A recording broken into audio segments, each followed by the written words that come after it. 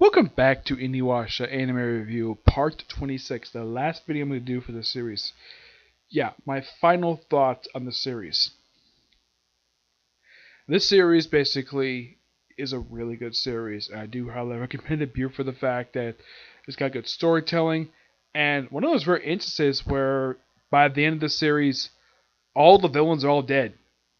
Oh yeah, and there was one particular character I forgot they introduced toward the end of the series. The voice of the Shukan Jewel, who only appeared just the last couple episodes, just a taunt Kagome. Yeah, I don't know who this voice is because there's no credit basically who voices this guy, so yeah. Now, there's several unresolved things basically I noticed though that the series did not bother to resolve when the series ended. Like, Sango offered herself to be killed by Shishomaru because what happened to Rin, completely ignored by the very end. Also, what the heck happened to Anu? Yeah, he just disappeared. He's probably by far the only character that appears in this particular series that never knew what happened to him.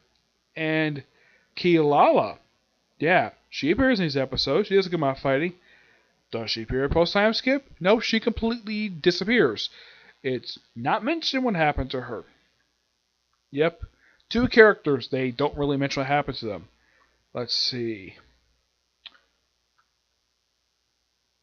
In the case of Ren and Kohaku, they're both 14 now. It would be possible. Would not be. It would not be. It would say it would be possible to become a couple later, but they don't counter each other. Kohaku's seen on screen post time skip for about, I'd say, barely a minute. Total side basically and weapon basically similar to Sango's boomerang, which is seen that it actually is seen in the finale. I know what happened to her sword, mind you. Yes, her sword completely disappeared. Yep. And this is something that's also followed the manga. Moroku and Sango's kids. They do not name these kids at all. They just show up. Apparently, his first kids basically he had was twins, and then he had a son. And here's the thing: Sango's paired to have more kids with Moroku. Like, basically, he basically asked if she can have 10 or 20 kids with him, and she apparently agrees to that. So she's got more kids. Basically, she wants to do for Moroku. Hopefully, she can survive that. Hopefully. Yep. Shippo I thought was quite nice. They kind of wrap up. They kind of set this up. Basically, him taking the Fox exam, and well, he's taking it. Apparently, he disappears once or a few days every month to take the exam. Okay, fine. hmm But in the case of her friends, they kind of suggest basically they go off to college. But after the one brief scene, they're not seen again. Hoji is actually seen. He's seen dating a girl he likes in college. Unknown what this girl's name is, but he does start dating her. Though the scene itself looks very similar to how it presented in the previous episode, where you see Kagome basically with Hoji. It looks like it's the same exact scene. It just you just place Kagome with this unknown girl. At least Hoji got sort of happy, and he got himself a girlfriend. Obviously. Yeah, in the case of Shippo, he's probably one of the few characters who did not give himself a love. Who had a few girls he liked over the course of the series, but never actually became a couple with them. Yeah, interesting though, he always fell for human girls. Yes. Who always told than he is. Yeah. And here's the thing, when the series started he was 8. So he's supposed to be, I'd say 11 by now. Yeah, I'd say he's 11. Ren, despite the fact 3 years have passed by, aside from the fact he's got a change of outfit, which after wearing the rags she wore the course of the series, it's good she wore different clothes, but she looked like she didn't really change aside from the fact different outfit. Apparently, Shishimaru keeps bringing her new komodos to wear. And it's kind of hints that Shishimaru is sort of a father, is treats her like his sort of unofficial daughter. But the thing is, that was one thing even the series itself never bothered to explain. Of why did he care for Rin so much? It's hinted at because he did deeply care about Rin, and he's basically had her around because, well, their relationship was more like a father and daughter relationship. Yes, it would also would have been really good if Ren would have interacted with basically Inuyasha a little bit more in the series, aside from interacting with Shishimaru and Jaken.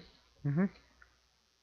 Oh, and Jokin, by the way, is the second character to actually ride on Shishimaru's scarf that he wears.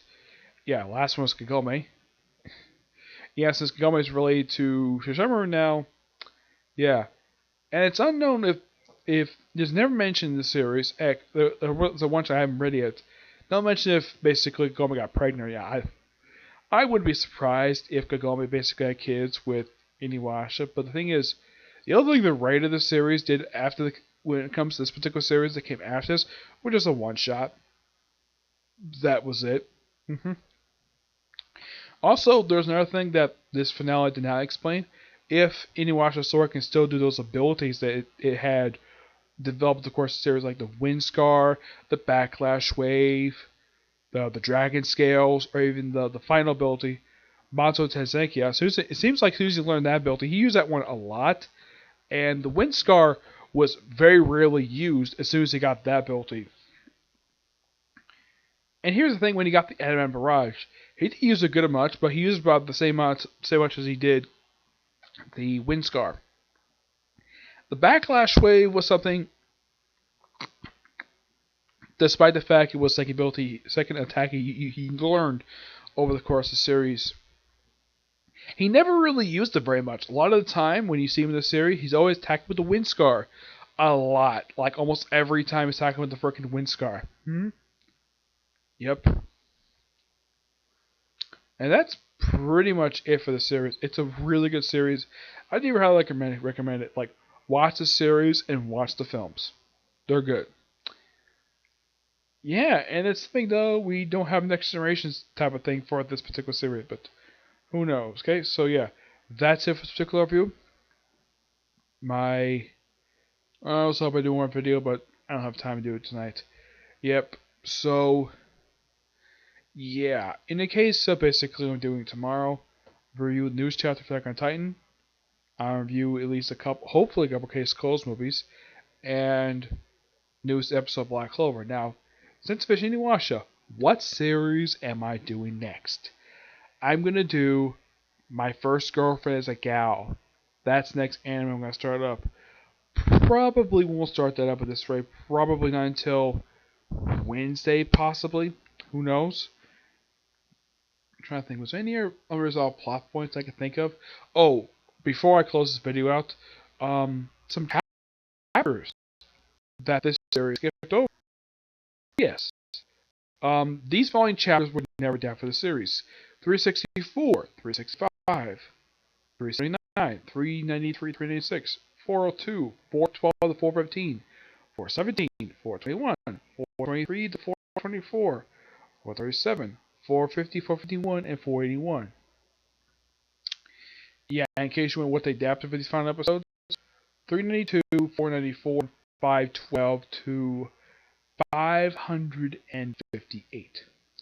So, could you possibly say the series did pretty much adapt like the entire manga? Most of it, yes. But unlike Rama Half, where it didn't bother to adapt the ending, this series did. And it's something that the studio dean never bothered to finish adapting that series, but yet Sunrise, the company making Mobile Suit Gundam, yet they actually bothered to finish adapting its manga. Yep. And this only finished airing in Japan 10 years ago. And it's something though that they never did in their season. Like they could do like a Lost Tales where they could just adapt like their meeting chapters of manga. I mean, there's enough material here you could do like a good number of episodes. Or heck, you can do an OVA series for Inuyasha. They could do that. But the series has been on for 10 years now. Oh, one thing. I love the new animation they did for Final Act. I thought that was really well done. And there was something I was kind of interested. That was interesting. They actually did this for this particular series. That for the final episode, they showed clips, basically stock footage, basically various a montage of various moments that happened during Final Act, but nothing. They did show a little bit of stuff from the original show, but nothing that much. Like they showed stuff basically when Gomer first showed up in the series, but no flashes back to, but no montage of stuff from the original series. I thought that was weird, but yet you do it for this series. Okay, I thought that was kind of weird. Yeah. And it seems as though with final act, with this one, they actually have the characters look much more close than they did in the original manga than the original show. That's one thing I did notice. The animation style did change, and the characters' designs are much more close to the original manga. And I have noted basically that Kagome, Sesshomaru, Kaede, and Kohaku all changed voice actors. Yeah. The guy who voiced Sesshomaru, I gotta say, he has the same attitude and same style of performance as the original voice actor. But you can easily tell it's not the same guy, because this guy has got much more deeper voice than the original voice actor. In the case of Kagome, yeah, she sounds much more younger. Probably the way the actors did their performance, she probably was much more close to how she's supposed to be. She was a teenager, not some like much older woman like the original voice actress was.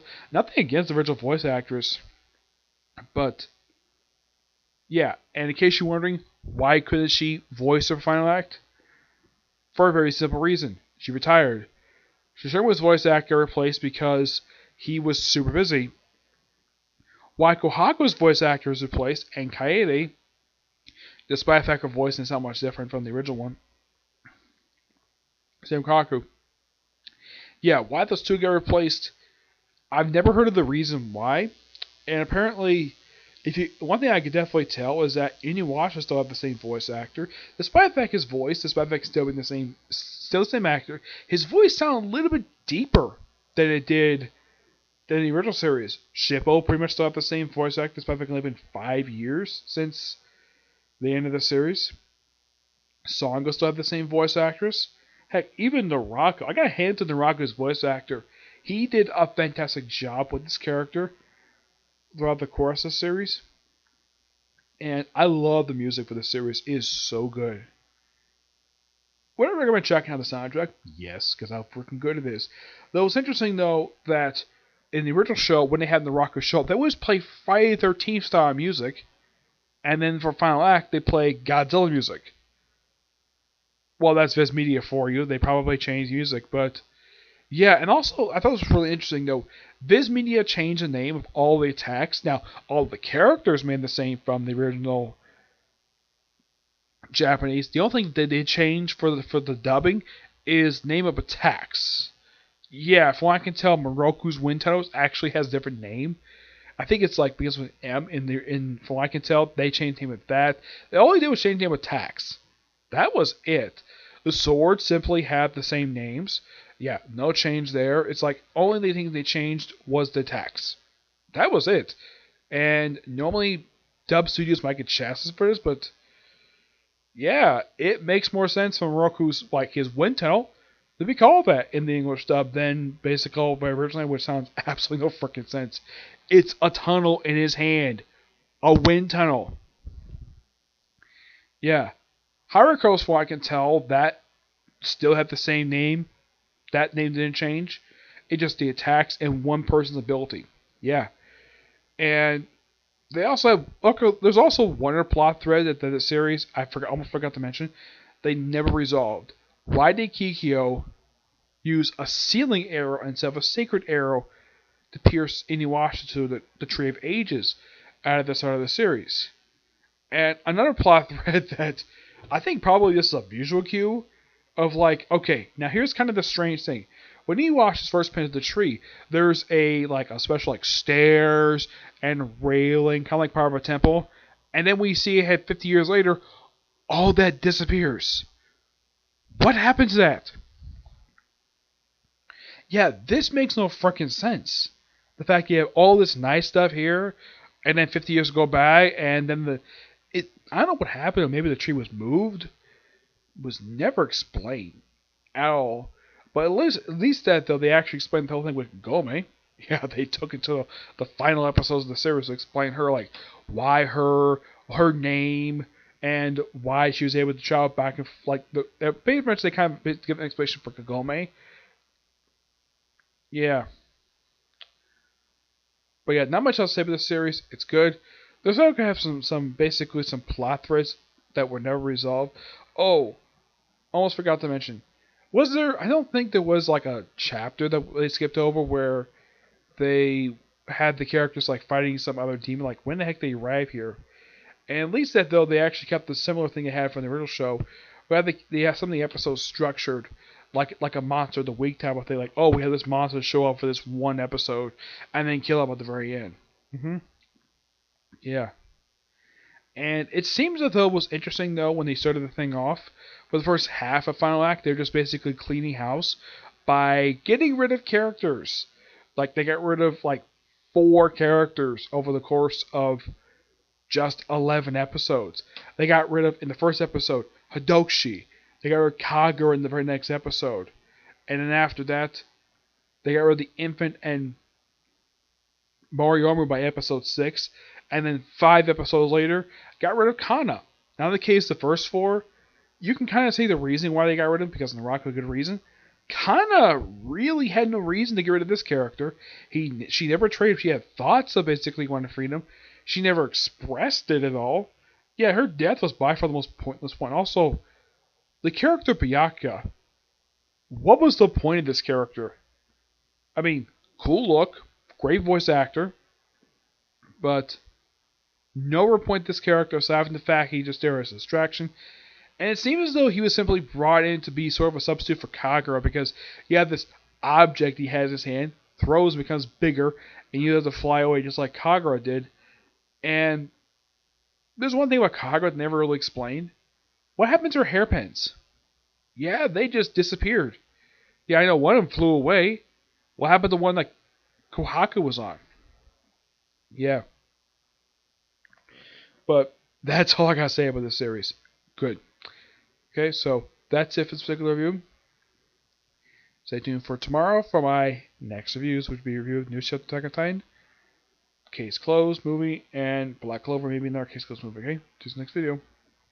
Bye.